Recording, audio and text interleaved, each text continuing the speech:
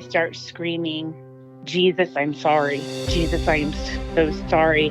So the door opened, there's this bright light, and this figure stood in this doorway.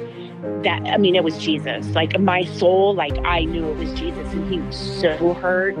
This is Touched by Heaven, everyday encounters with God, those moments when heaven and earth collide and we see God, we see his hand reaching out to us, attempting to get our attention, which is what he's doing right here in episode 257. I'm your host, Trapper Jack. So glad you're here today.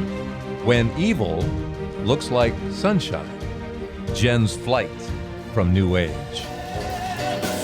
Yeah, looks like sunshine, doesn't it? Looks bright and shiny and new and exciting. This is the song that bubbled up this week for, I talk about songs that bubble up in my head seemingly out of nowhere, and it was The Fifth Dimension and Aquarius, Let the Sun Shine In, and symbolic of everything about New Age. It looks like it's bright and shiny and filled with light and all that, and it's just the father of lies. This world of anything but God, it's all light. It's sunshine. It comes from above. No, it's under the banner of spirituality. It just doesn't have anything to do with God or Jesus. These are warning signs.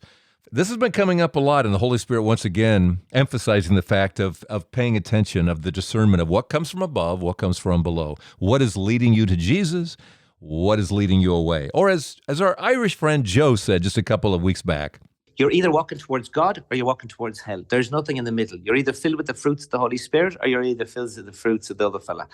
There you go. And our teacher this week is Jen. She has been there and back.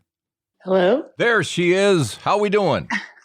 I'm so thankful that I found your podcast because in all of the churches that I have attended, they all have the one thing in common. Everybody wants to talk about God. And everybody wants to talk about Jesus, but nobody ever wants to talk about the darkness. And I'm like, it is very real. The devil is the reason Jesus came. Absolutely is. The Bible tells us in more than one place that that is the ruler of this world, the prince of this world. And so that's why he came. He came to wipe that guy out. Here it is in 1 John chapter 3, verse 8. The reason Jesus came, to destroy the works of the devil. That's it right there, to destroy the works of the devil. I listened to one of the podcasts, and it was somebody who was actually practicing the magic. And I was like, oh, yeah, I have a story. She's got a beautiful heart. You know that just by the line of work she's in. Yeah, in law enforcement. Actually, I work in crimes against children. Okay. Okay. You see horrible things. I mean, I see horrible things, yes. So with that said, if Jesus is not the prince of this world, everything makes sense. Everything I encounter every day makes sense. Yeah. As far as the children are concerned, when we save them, oh my gosh, it is the most rewarding feeling in the world. I wouldn't trade it for anything, no matter how bad my life, the things that I look at on a daily basis. Just saving a child it means the world. What age are we talking about? And give me a particular, if you could. All ages, okay. All ages, trafficking, and then obviously pedophilia. Wow. It's so sad. It's so sick. It's so sick. Yeah, it really is. Crime was a major influence early on in Jen's life. The people across the street, they had a little boy, and the little boy and I were like, he was like my boyfriend, I was like 2 or 3 at the time. And I loved his mom. His mom was great. And one night, his dad killed his mom, shot her and a boyfriend. Fast forward life, 10 years, and the house is destroyed. But then I hear voices in my dad's house, in my childhood home. It's a man and a woman, and they're talking, and you can go from room to room to room, and you can still hear them talking, but you can't ever see them. And it was Susan, and it was the guy that was murdered with her. And so it was just kind of like norm for us. Even my friends, when they would come over, they would be like, we thought you were here with one of your, with a boy or whatever. And I'm like, no, that's just Susan. Don't worry about it. Like, she's fine. And Susan was the one that was killed? Yes, okay. She was. But fast forward life, and I'm 16, and I get a Ouija board, I get a spirit board, and I was like, oh, we're gonna do this, no big deal. It was a big deal, and some really odd things started happening to my house, and my little brother absolutely would not sleep in the house if that board was in the house with us. A progressive enchantment does exist. I don't even know I what could that. I never even heard that phrase. What does that mean? Progressive enchantment is when you are the only one that control, like you and that board, and it talks to you. Like you can move that board by yourself. Like the eye on the board, it moves. So I was able to, I was progressively getting involved in the dark side of religion, or not. I don't want to even say religion, because The the spirit dark side world. There's of the a spirit world. good Yeah. guys and bad guys. Yeah.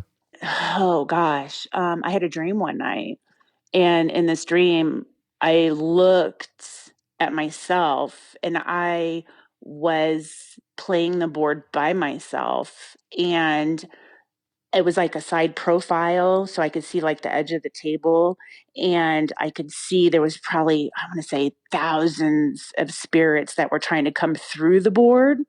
So actually, when I was looking down at the board, they were looking up through the board, and there was just that one little eye on that plastic piece that people don't think matters. Um, they could come up one at a time. Demons. Yes. And so I quit playing the board. Um, It scared you and I, enough. oh, absolutely. And so I Did you burned even it. think there were? I mean, okay, up to that point, do you realize there's demons involved in this at all, or is it just fun and games? And isn't this interesting? No, demons at that point afterwards, I was like, no, it's demonic. Like this thing really happens.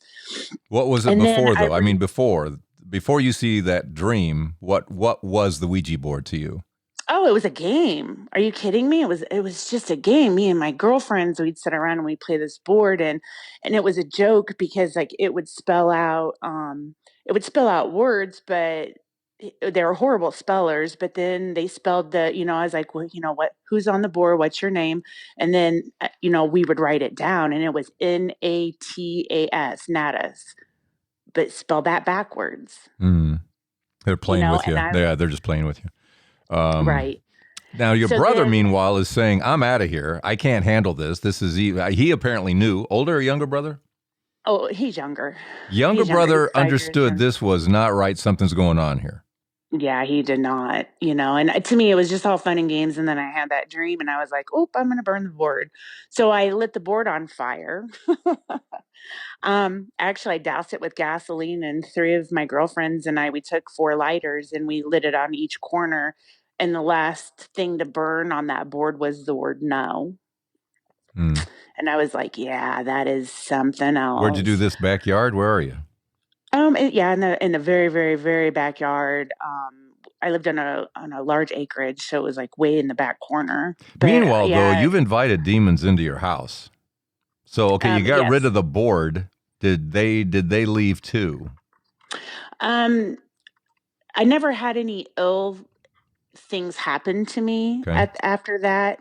Other than one night, there was like this double door that I had to walk through to get to the other side of my house to get to my bedroom. And there were two red lights on the top of the doorway when I walked through. And I thought it was like the brake lights from a Jehovah's Witness church that was like right next to my property. And so I got changed and I was getting ready to go out. And then I thought about it and I was like, wait a minute, those blinds are closed. So I went back and I looked, and it was like those blinds were closed. So there was no way that a brake light reflection could have come through the window, but there were still the red lights. And I was like, I just walked through the mouth of a demon. Like that was my like initial thought. I was like, that is so crazy. So I have, I'm going through all of my stuff. My father passes away when I'm 24. Hold That's on. pretty young. What'd he die of? Well, we never had an autopsy done, but he was an alcoholic, and he smoked 3 packs of cigarettes today. And we just refused. Heart attack, I guess. Yeah. So, I have a dream, and my father comes to us in my dream. And when he walks through the back door, and we're in the front room, and he comes in through this blinding bright light, and he looks so good. Oh, he just looks so beautiful. And he was I want to say probably 20, in his mid 20s, just beautiful. And then he comes to me, and he just smiles. He's had these bright blue eyes, and he was like, sis, he's like, I'm happy. He says, I'm just fine. And I was like, daddy, like, they're just so, like, I love you so much. And he's just like, I love you too. And he's just like, things are going to be just fine. And then he walks out the front door, and I wake up, and I was like, wow, dad just come to see me. That was amazing. My father come to see me a second time. And this time I was the night before I graduated basic training, and I was 26 at the time. And So is this law enforcement or and military? military. Okay, I'm so military in law. I was on the top bunk. So he comes to my he's like, "Hey sis, wake up." And he goes, "Sis, wake up. Sis, wake up." And I woke up, and I looked at my dad. I could only move my head. I couldn't move my arms. I just lay there like a plank board, but I could move my head. And then I was like, "Daddy, please take me with you." I just wanted to go with him so bad. Like the love and the happiness and everything that positive in life times 1,000 was my dad. And he was like, "You can't come with me, silly." He goes, "I just wanted to come and tell you how proud I am of you." And I was like, "Daddy, please take me with you. I don't want to be here. Please take me with you." And he's just like, "No." He's like, "You can't come with me now." And he goes, "I promise next time you see me, I'll come get you." And I was like, "You promise?" And he says, "I promise, but I have to go now." And then he left. And I woke up, and I was like, "Oh my gosh, my dad just come to see me." I wasn't even expecting, like, I mean, I'm graduating basic training. I was like, "Oh my gosh, that was amazing." Okay, so now I want to talk to you about, this is actually why I sent you the email. Um, I started dabbling in magic. This was after my father passed away. So I was like 25, 26, 27, 28. Wiccan kind of stuff? Yes, Okay. Wiccan. Actually, I don't even want to say, well, Wiccan. They try to spin it to be some sort of a positive light, but I'm like, at the end of the day, this is what happened to me. So I'm like, no more. Um, there is spells and witchcraft is extremely real. And it was a Saturday afternoon, and I have my books, and I'm doing my spells or whatever. Do you remember what kind of spells? I remember we Yeah. had, I should go find this. I got to find out which episode this was. There was somebody into Wiccan, and she talked about spells, had an altar in her home that she was doing things, but she said, but it was for the positive. I was doing positive things. And so when you say spells, which direction were you going, and what were you trying to do? Well, so that lifestyle is, you're constantly learning. You're constantly teaching yourself, being taught by others. It's a constant learning curve, I guess.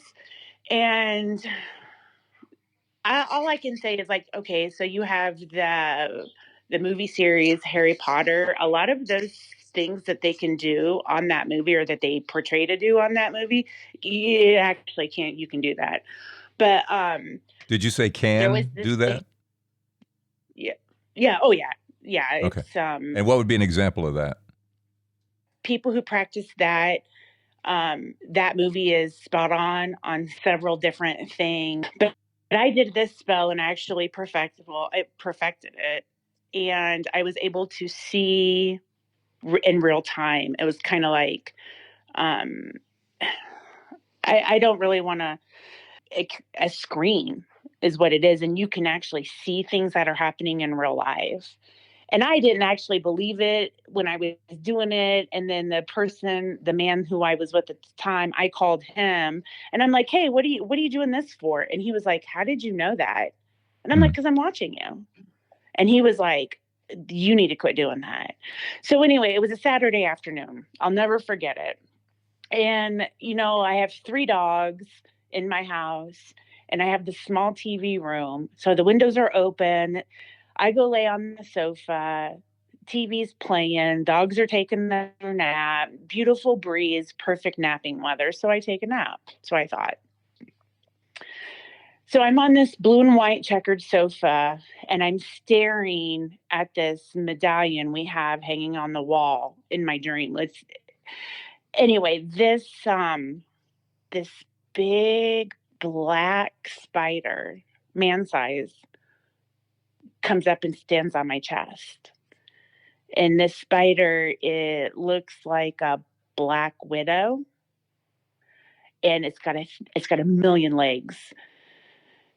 And its face is that of a skeleton of, like a grayish skeleton, and it has hollow eyes. And the mouth of this thing is like, if you took your fingers and you interlock them, that's what the mouth looked like. And it had this tongue, and it had ears on each side of its head, and it had huge, large earlobes.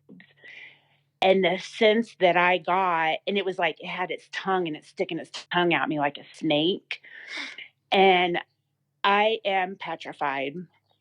I am staring at this medallion. I refuse to stare at this thing because that's what it wanted me to do. It wanted me to look at it in its eyes, like you could just feel it.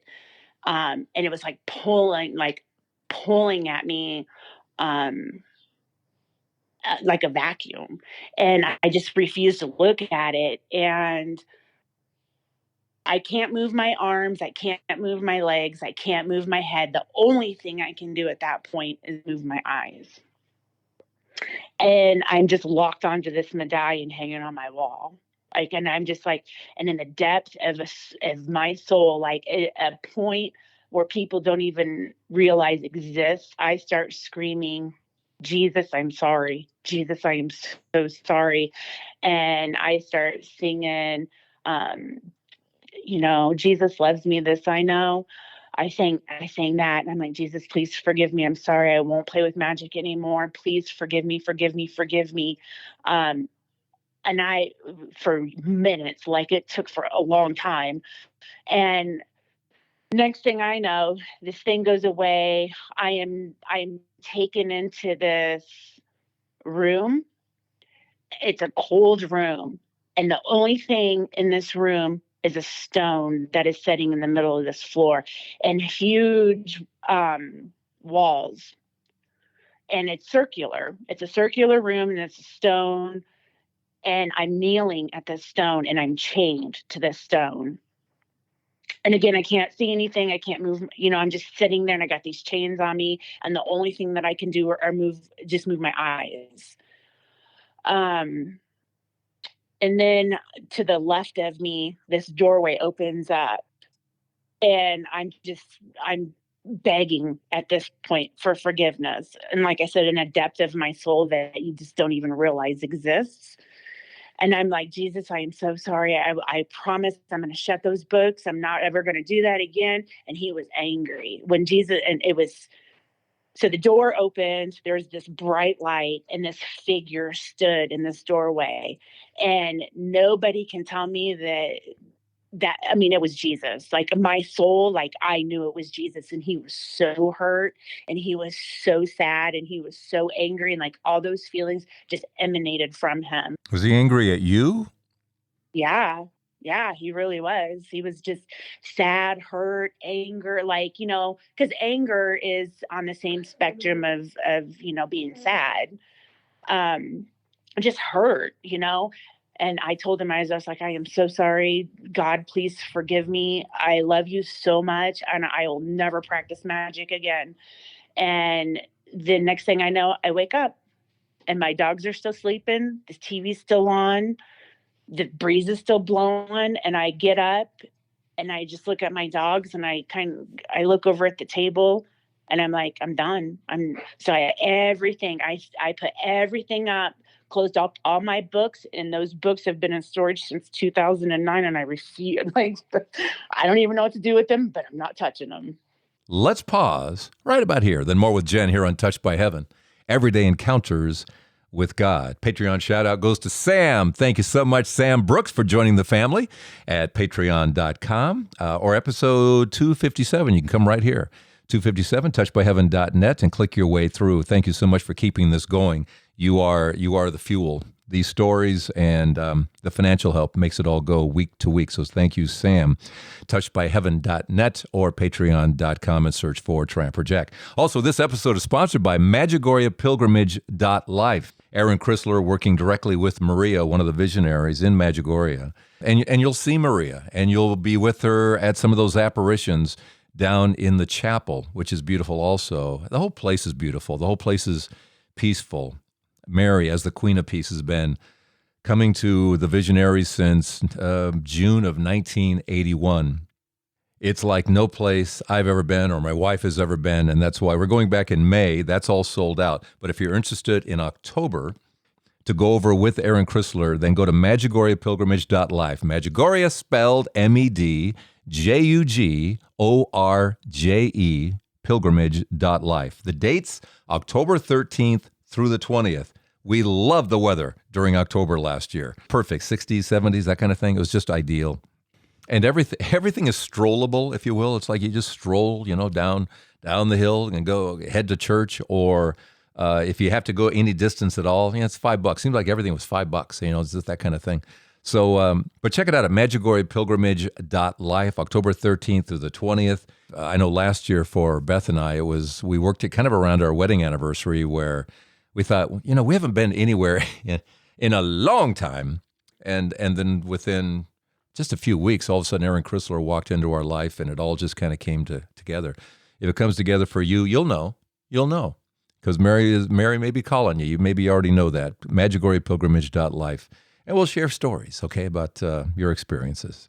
All right, let's get back to Jen. Here at Touched by Heaven, everyday encounters with God.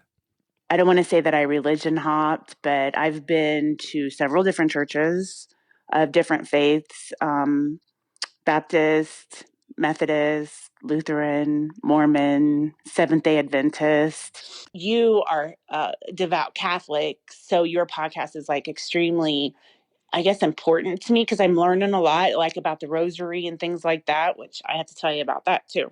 Tell me that now. Give me a rosary story. What happened? Okay.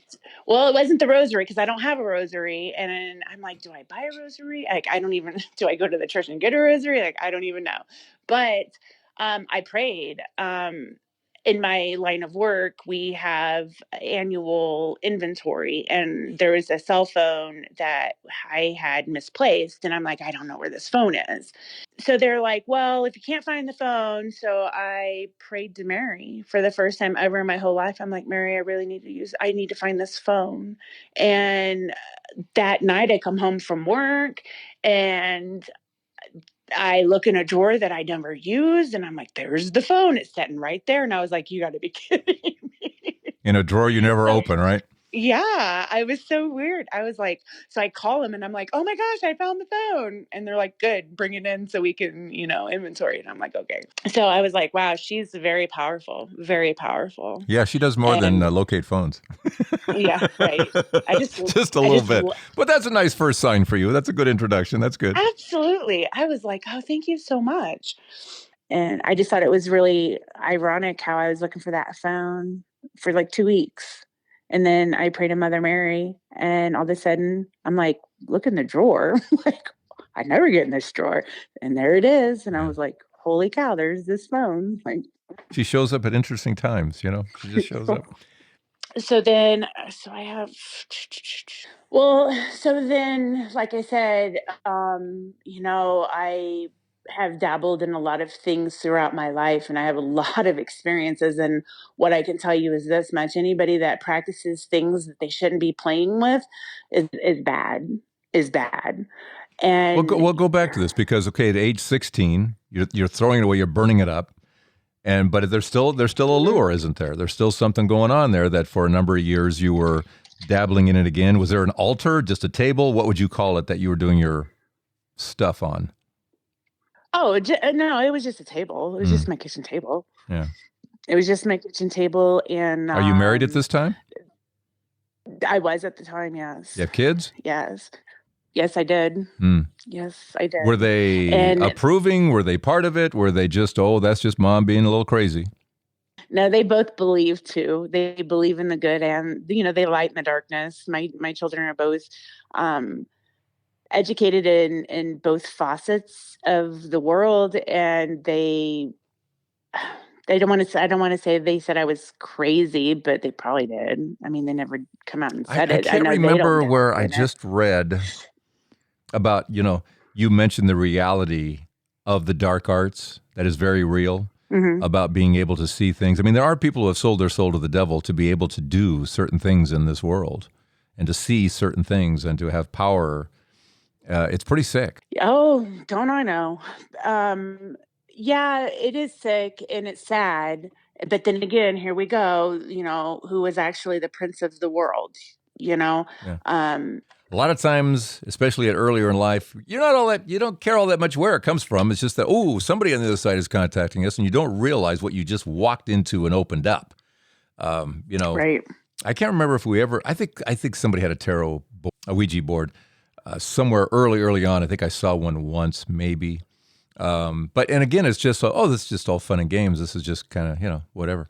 But you're in pretty well into adulthood, and you're having some rather remarkable experiences. So and there's that lure that's still there. But okay, so you have this moment where there's obviously a demon figure in a dream you don't want to deal with anymore. You have Jesus who loves you, is upset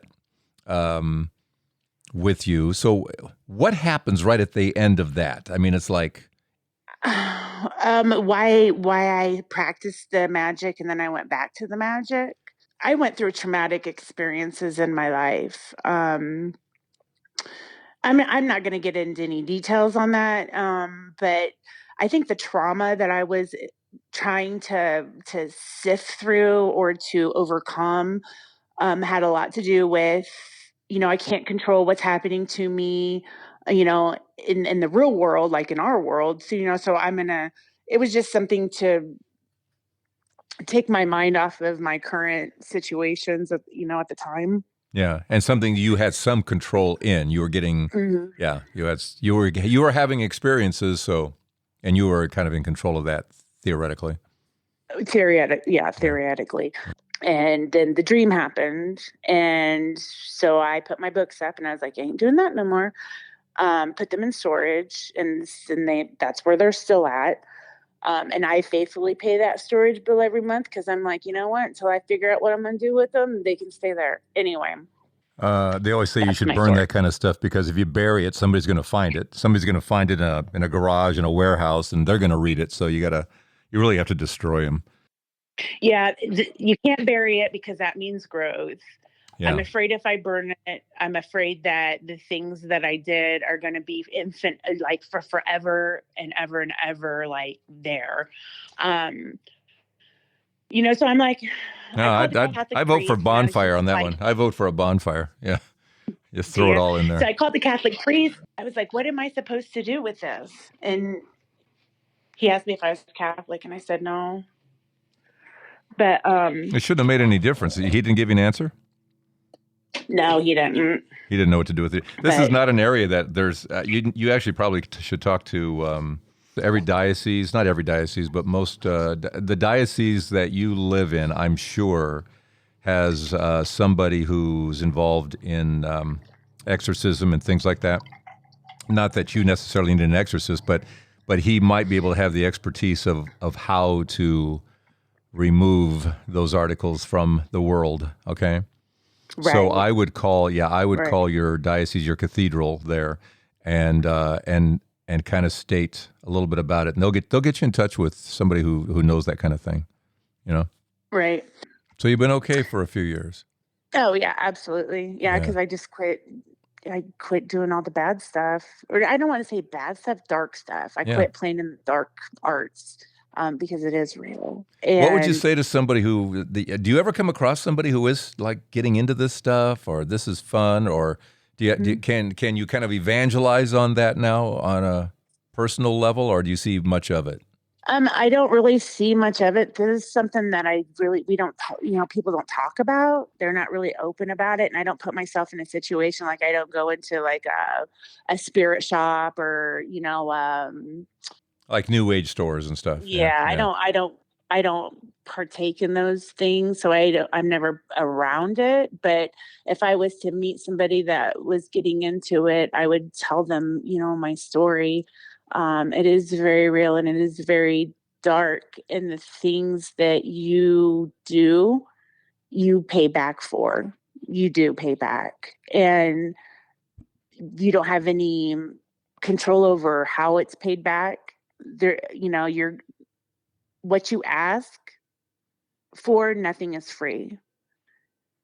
And the end result is your soul. Why do you So, think there's one part, the dream where Jesus is angry? I want to delve into that a little bit oh yeah, because when you think about when Jesus, let's say the woman at the well, he was nothing but compassion, and no, that husband, that man isn't your husband either, and that those five guys and all, but there was never any condemnation. The woman who was caught in adultery. Is there no one here to condemn you and basically stone you to death? And I'm not going to correct. either. There was always this great compassion for an individual who had, was in sin, but he didn't come to condemn. He came to save us. So the anger, I'm wondering why sadness, I get the sadness, I would get compassion, but anger, are you sure? Trapper, that's what I got. That was the feeling that I got. He was really disappointed. He was really upset with me. He was really upset with me. And I think maybe it was because I knew what I was doing was wrong. This wasn't something that I was like, oh, I've never believed in God and oh, I'm gonna practice this. You Mhm. know, I don't know.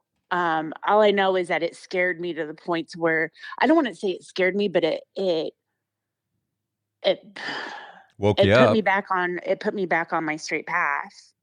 It put me back on my straight path as a Hmm. parent, and I felt that like he was like my father was very disappointed in me, and I knew it. This creature with all the legs and all that kind of stuff, and he has dominion over you. He's scaring the heck out of you, but then you find yourself in another room and you're chained. Is that what you said? Hmm.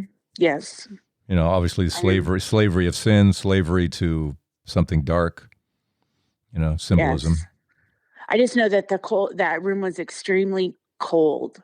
Like my forearms when I was I was kneeling on the on this like rock and it was really cold and my knees were bare, my feet were bare and it was really cold and I was chained and I could just move my eyes How were and you chained? peripherally I don't know. I didn't see. I couldn't see. I felt the pressure, Hmm. I guess, of just being like I was I don't want to say glued, but I could have possibly been glued, but I was stabilized. Like there was no way I was moving. Wow. So when You know, Jesus shows up on the scene, could you move then?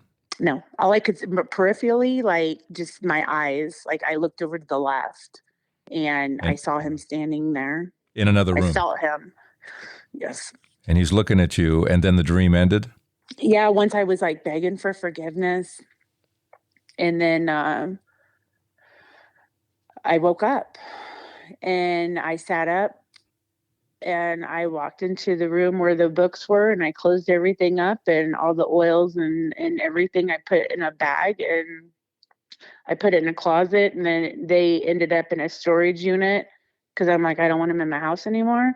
And that's where they've been ever since. There was never any possession ever. Um, and everything that I ever did was, I allowed it, I wanted it, I asked for it, and then I got the dream. And then that's when everything in my life changed. I was like, no more. Like it is all about Jesus. It is all about Christianity. It is all about being on the path of um, doing making a huge impact in this world while I'm here because nobody knows how long they're going to be here. And I was like, God, this is I'm your daughter, and I'm here for a reason. So please use me as you see fit. And fast forward life, and now I do what I do for a living, Yeah. and I can honestly say that if I had not experienced what I experienced back then, I wouldn't be where I'm at now, because I don't think there would have ever been something that was so traumatic that happened to me that I would have literally been, I don't want to say scared, but I know I need to stay on this path, and I know that I need to go forth and do what God wants done while I'm here in this world. And that's where I want to go. I want to be with him in that world and that love and that light and that happiness. As far as experiences go, once you got unshackled from that prison, did experiences changes, dreams change? I sleep very well. I don't really even remember my dreams unless I'm supposed to remember them. Peace. There's peace there. Okay, that's Oh, good. absolutely. Yeah. But your podcast, it gives you a perspective of, you talk about the light and the dark, and then that needs to be, because you're right. If there was no dark, Jesus wouldn't have he Yeah. wouldn't have had to come. Nope. We have so much power. We don't even know it. So we're allowing them to frighten us. And if you have Jesus in you, guess who wins? They can't win. Oh, absolutely. They cannot win. Yeah. As far as the takeaway, I always like to ask for takeaways. What's yours? My takeaway is the prince in this world exists. And don't focus on him. Just focus on the prince of us, prince of heaven, Prince Jesus. And I don't know. That's the best I got. Just don't play in things that you don't know. Amen to that. Thanks, Jen. There's a lot here. Obviously, yeah, don't dabble in things you shouldn't be dabbling in. The father of all lies wants you going anywhere but God. And it's discernment on everything. What is taking me to Jesus? What's taking me away? Anything but God, or is it taking me to God? Is it bright and shiny and it's under the banner of spirituality? It just doesn't have anything to do with God or Jesus. These are warning signs for all of us. Other things dreams came up again. The power of dreams, we've got to be paying attention. Sometimes it's just all gobbledygook, yeah. But sometimes it's obvious what God is trying to tell us in those dreams. How many times have we heard, and then I took the books and threw them out or burned them or took the materials and, when someone finally gets to that point, because we were just talking to a woman just a few nights back, and her daughter's into this stuff really, with the crystals and the tarot and the whatever. And so we prayed for her. We prayed for her daughter that somewhere along the way, the light, the light of the world truly shines on her, and she wakes up from this as Jen ultimately woke up. Maybe it'll be a dream, maybe it'll be a dream. Jen said something to me along the way where she said, I'm at the point now where if Jesus came to my house, there's nothing in my home that would embarrass me. That there's nothing in my home that I wouldn't, I wouldn't care if he saw it, other than dirty dishes and, that closet. I got to do something with that closet. But, I'm not talking about that. Things that would be embarrassing. Have we invited the devil into our homes? Or would Jesus be happy to walk around and take a look around and no embarrassment about anything? I just heard Father Mike Schmitz use a phrase I had not heard before, Christian atheists. What's a Christian atheist? Well, there's atheists, and here in the U.S., atheism, something like 10% or less are actual atheists. And then there are the Christian atheists. Those are people who believe in God, believe in Jesus, believe in a power and all that. They just don't act like it. So in a sense, there's no difference between how they're acting than an atheist act. I believe I just haven't changed anything, Christian atheists. And I've been there. I don't know about you, but I've been there where, yeah, I'm a Christian. Yeah, but I do this and I do that and I believe in this and I dabble in that. And it's like, am I a Christian atheist? Am I going for the bright, shiny object that it's spirituality? Holiness. We are called to holiness, and the word holy actually means to be separated from. Am I different from this world and the ruler of this world? And that's something that kind of stuck with Jen when she contacted me too, is that then makes everything make sense. This world makes sense when you realize that Jesus came into this world to destroy his works. and we're part of that. So thanks again, Jen. A lot here. There's a lot here. So, and again, as I say, the music tells me that this is bigger than I think it is, or it's growing, or maybe just something you needed to hear today. I don't know. But anyway, I'm glad Jen was here. So what is your story? Angels, near-death experiences, prophetic dreams, visions. What is it for you? Let me know here at touchedbyheaven.net. This is also the place to come. We have a link into for the Medjugorje trip, medjugorjepilgrimage.life with Aaron Chrysler this October 13th through the 20th. All the pricing and everything is there. Check that out.